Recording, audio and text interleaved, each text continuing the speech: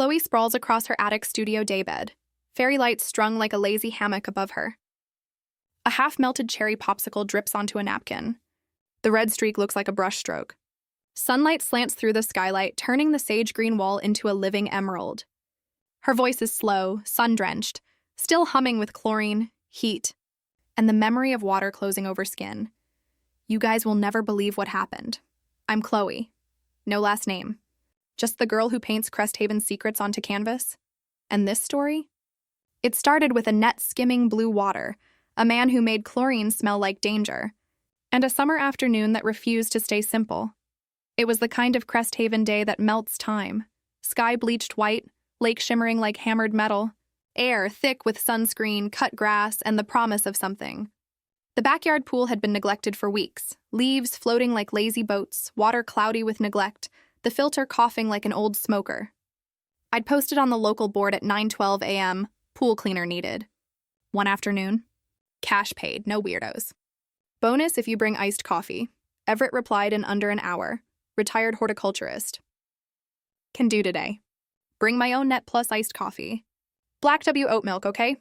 His profile pic was him knee-deep in a greenhouse, sleeves rolled high, green eyes squinting into sun, a streak of soil on one cheek like war paint. He looked capable, quiet, older. I hired him on the spot. He showed up at 2:03 p.m., 3 minutes late, but carrying 2 iced coffees and a smile that made the delay forgivable. Black with oat milk, he said, handing me the cup. Condensation beaded on the plastic, cold against my fingers. Figured artists run on caffeine and heat stroke. I laughed. You're not wrong. He set his tools down. Long-handled net, scrub brush, test kit, a battered radio that played low jazz, and got to work. I tried to read. I really did.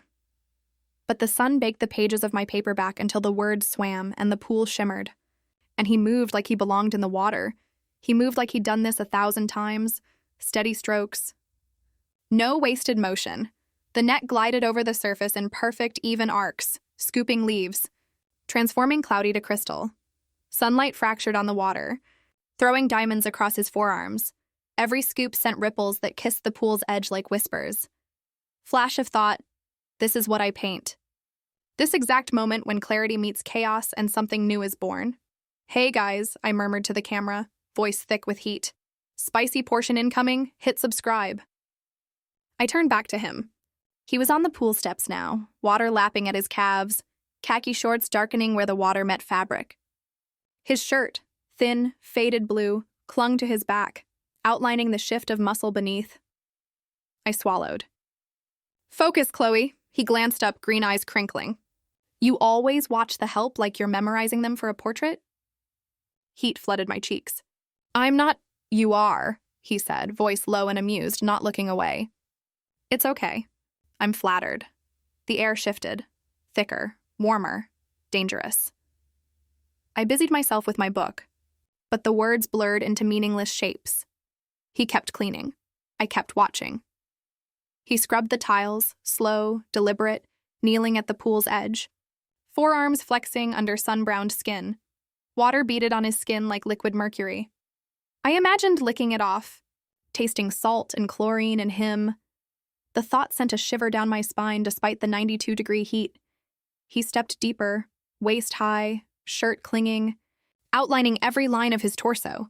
The fabric turned translucent, revealing the dark trail of hair disappearing beneath his waistband. I bit my lip. Hard. He noticed. Didn't look away. The tension coiled, tight, electric. Every glance, every brush of net against water, every drop that slid down his neck and disappeared into his collar. It was torture. Beautiful, exquisite torture. He reached high to clean the diving board, shirt lifting, revealing the V of his hips, the faint line of a scar just above his belt. I wanted to trace it with my tongue, wanted to feel the sun-warmed skin under my palms, wanted to pull him into the water and drown in him. He paused, net still. Water dripping from the pole, looked at me, really looked. His eyes traced my legs, bare, sun-kissed, the curve of my hip where my tank top rode up, the sweat beading between my breasts. I didn't move, didn't want to. wanted him to keep looking. He stepped out of the pool, slow, deliberate, water streaming down his legs in rivulets. Walked toward me, closer, closer, until he stood over me, dripping. Heat radiating from his skin like a furnace. The scent of chlorine and cedar and him filled my lungs. I looked up. He looked down. The space between us shrank to inches. I could see the pulse in his throat. The way his chest rose and fell, faster now. His hand twitched, like he wanted to touch, didn't yet. I stood, slow, asking, until we were chest to chest. Our bodies almost touched. I could feel the cool water on his skin, the heat of the sun trapped between us. My breath hitched. His eyes dropped to my mouth. He reached past me for the iced coffee, close enough to feel his breath on my neck. The brush of his arm against my breast, his voice dropped to a gravel whisper. "What color am I?" "Burnt umber," I whispered back, throat dry. "With flecks of gold, and a hint of chlorine where the shadows pool." He smiled, slow, dangerous. "And you?" "Cadmium red," I said. Straight from the tube. No apologies. No filter. His fingers grazed my wrist, barely there. But electric, lingering, intentional. "Red's bold," he said. "Dangerous," I corrected. His thumb traced my pulse. Slow, deliberate, counting heartbeats. I like danger. Silence, the kind that breathes, the kind that begs. I tilted my head, just enough. "Stay for a swim?" He didn't move. "Only if you join me." Deal. We moved to the pool, choreographed chaos. He dove in. Clean, perfect arc. Barely a splash, I followed. Messy cannonball, laughing. Water closing over my head like a baptism. We swam. Close, closer. Every brush of legs, every shared breath charged underwater. The world was blue and silent and ours. He surfaced beside me, water streaming down his face, clinging to his lashes. I reached out, slow, and brushed a droplet from his cheek. His hand caught mine, held, pulled me closer until our bodies aligned, full length, weightless. I felt him hard, ready, pressed against my thigh. My breath caught, his eyes darkened.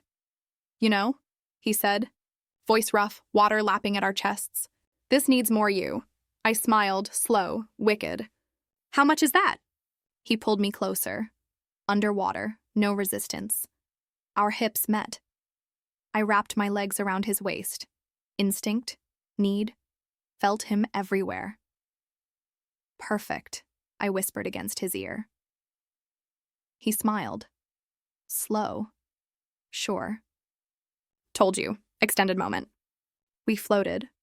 Hours, talking in murmurs between kisses of water about the greenhouse he lost, about the wife who taught him to plant hope in dirt, about the canvas I keep hidden under the bed, the one that's just red, raw, titled Want, about the way sunlight on water looks like shattered diamonds, and how some afternoons feel like pauses between heartbeats. Every confession pulled us closer. Every laugh sealed it. I traced the scar on his hip. Old. From a pruning knife. He traced the paint on my thigh. Cadmium red. Still wet from earlier. "You're a mess," he said. "Your kind of mess," I replied. He smiled. "Good." We played a game. Truth for truth. He admitted he'd watched me paint through the window once. Just for a minute and felt like an intruder. I admitted I'd left my curtains open on purpose that night. He admitted he still sets 2 cups out every morning. I admitted I'd started painting the pool water because it reminded me of his eyes in the sunlight. We drank iced coffee, warm now, but perfect. We laughed until our sides hurt. We floated hip to hip, then chest to chest, then closer. I showed him the hidden canvas. He didn't flinch at the raw red. He just said, "It's beautiful." "It's you." Final moment. The pool was done. Water crystal. Sun low.